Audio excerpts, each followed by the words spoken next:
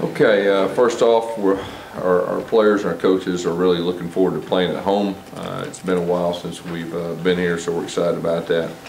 Playing a very good Ole Miss team. You can tell they're playing very good football with the game they played last Saturday. I thought they played good in all three phases and beat a very good Texas A&M team soundly. Defensively, they're very disruptive. They're very talented up front. They do a lot of different things. And they play an attacking style. They're also very good on the back end with their coverage skills. They got some veteran guys back there. Offensively, they've got wideouts that are long and fast. They're tough in one-on-one situations. They're getting their offensive line back intact, and you could see that last week, with their run game. And they got a dual threat quarterback, so they present a lot of challenges. We understand we'll have to play well to win this game. On another note, Carl Lawson will practice for the first time today, which should give our guys a lift. We'll see where he's at. I'm not going to say right now that he's going to play this Saturday, but the fact that he is out there practicing, I think will be good from a leadership standpoint, if nothing else. Have you ever been able to have a player come back from an injury first week in practice and play that very next weekend? I think there has been some times. It just depends on how long they're out. Everything's different as far as that's concerned. Gus, as far as him being able to play this on this, is it a fitness issue or is it just a hip issue, or what's? Well, I think it's overall. I mean, he's been doing some things with the trainers and all that, to try to get himself in shape and everything that goes with that. But there's nothing like getting out there and actually practicing. So that's why I kind of said I'm hesitant to say that right now he'll play this Saturday, but it is a good note that he's on the practice field. Will you do everything practice-wise? Yes. Talk about Carl. Is he excited about this? Really excited? Yes, yeah, he definitely is. He's a competitor. It's been tough on him, and he's went through a lot. You think back at last year having to set out, that was tough on him, and then coming back and getting injured, and he's went through a lot. But he's a kid of character, and he's a tough kid, and so he's excited to be back out there for his team. Coach, what kind of an impact has Carl had on his teammates, just as far as encouragement when he's on the sidelines making trips? Well, he's one of our leaders. He's one of our, not just our defensive leader, but he's one of our team leaders, and his teammates have a lot of respect for him, and as well as coaches do, and we took him on our last 2 road games because of that, and it's definitely helped us.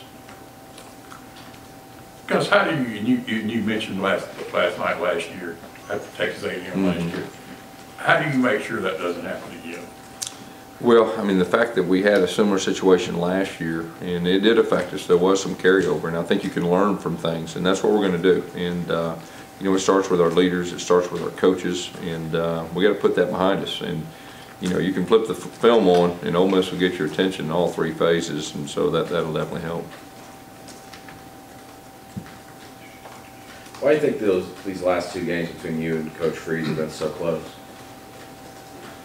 That's a good question. I mean, he's a great coach.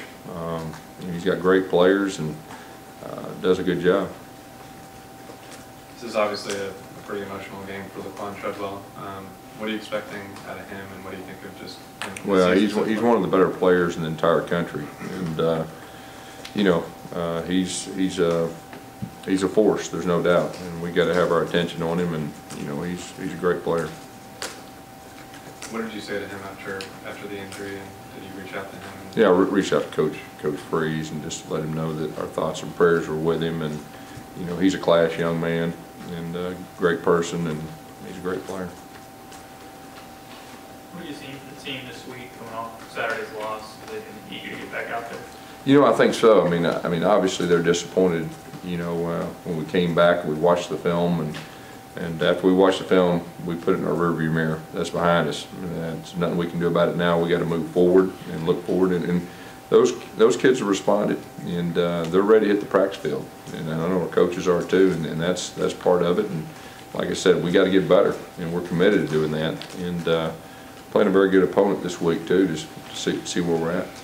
Yes, how do you help, or do you try to help players tune out the noise around them when things go like they're going now? Yeah, well, it's all about you know, the relationships with the players and the coaches and how close a group is and how committed they are to getting better. And this group is a very close group, and they're going to continue to fight. They're going to continue to get better, and our coaches are in it with them. And so that's where we're at, and we will continue to get better. And I felt like we did in most phases last week, even though we got beat.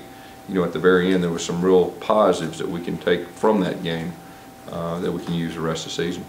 Coach, you referenced putting the Arkansas game in the rearview mirror. As a coaching staff, what steps do you guys take to help the players do that? Well, you communicate, and it's about relationships. It's about being honest with them, and just making sure they know that we're in it with them. How has Sean kind of evolved? He's done a touchdown pass, so how has he improved the last few games? Well, I mean, I think you can see it just the way he's managing the game, and you know, it's been what, 3 games since we've had a turnover. So I mean, he's protecting the football. He's doing a good job with running our offense. You can see that, you know, he understands the progressions of the passing game, and he's just getting more and more comfortable, you know, every time out. What was his demeanor when you have some guys dropping balls? You know, he's a tough kid. As a matter of fact, he was an encourager. That's what he was. And hey, I'm going to get it back to you, and that's part of playing quarterback too. You know, the things that you know, how you deal with your teammates and all that. And, you know, I think he's got that pretty good handle on that too. Coach, you mentioned team leaders and things of that nature. When it's kind of swinging the balance, the week of preparation leading up to that next game, how do you know if your leaders are doing what they're supposed to do, or what do you want to see from them as the week progresses? Yeah, well, you know right off the bat the way they approach their meetings and their attitude and everything that goes with that, and then you get out on the practice field. And that's part of being a leader. You know, whether things are good or not good or whatever, a part of a leader is being consistent. And we got some good leaders on this team, and there's no doubt in my mind that our guys will go out there and we'll have a good practice today. Gus, you've mentioned before that some guys are kind of hard on themselves, and that's the competitor in them. And Ricardo seemed to be one of those guys after the game that seemed to be that way. He was really being hard on himself with the drops and everything. How do you kind of talk to him about how he will react? Yeah, I mean, you know, he's extremely tough on himself. You know, he was down, but hey, that's over with. Now we got to move on. He's going to get plenty of chances the rest of the year, and you know, he's one of our impact players, and he's going to make a lot of plays for us the rest of the year. Is Sean not having a touchdown at this point, is that concerning at all? I mean, the running backs finished off those drives and have been successful drives, but is the no touchdowns a concern at all? No, not really. We had some opportunities, but you know, the bottom line for me is the last 2 games, you know, we've scored points, we've gotten some rhythm, we've moved the football, starting to improve, and I think you can, you know, definitely see that. And so those will come, and you know, he's in pretty good control of the offense right now. You've mentioned that last year the Texas A&M game was one that really kind of turned everything. And last night you mentioned it again. What's different about this Arkansas loss and the energy you guys had to exert in that type of game to come back? Well, the reason I said that is, you know, you can draw from experiences in the past, and that was really the closest thing, you know, to feeling kind of the same way as far as that. And so we got to do a better job of recovering from that game. That's the reason I said that. And our coaches are aware of that. Our players were very upfront with them, and you know, that's going to be the key to this week.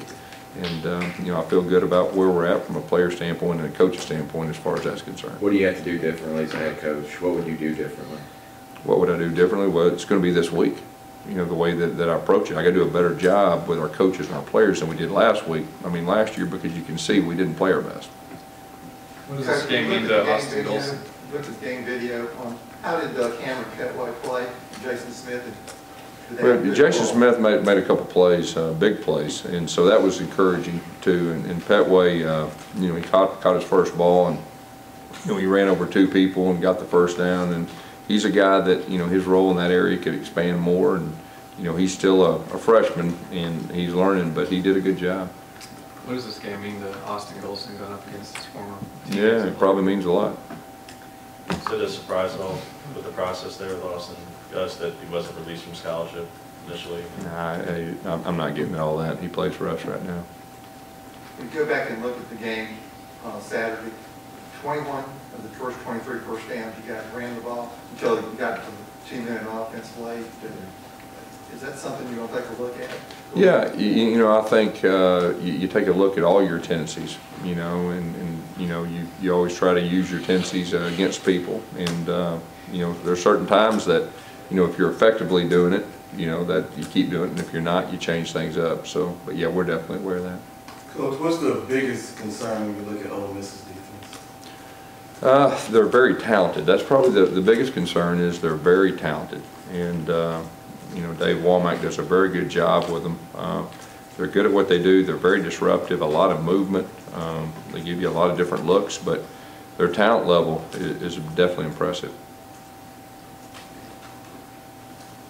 Anything else? What are you expecting out of Gray King, with Stanton Truitt still being banged up? Yeah, I mean, Gray filled in, did a very good job. And, you know, Gray's been with us a while. He's done well in practice and helped us on special teams. And so it was good to see him get 2 big catches the other day.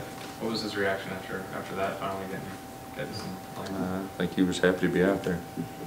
Gus, how do you explain just on paper the defense has kind of regressed statistically, even from last year in a lot of areas? Just how you account for that? Well, I mean, I think where we're at, we got to get better. And I think Carl Lawson, you know, the addition being back here in the near future, I think you'll see a vast improvement. Do you expect Brock Thomas to play? I do.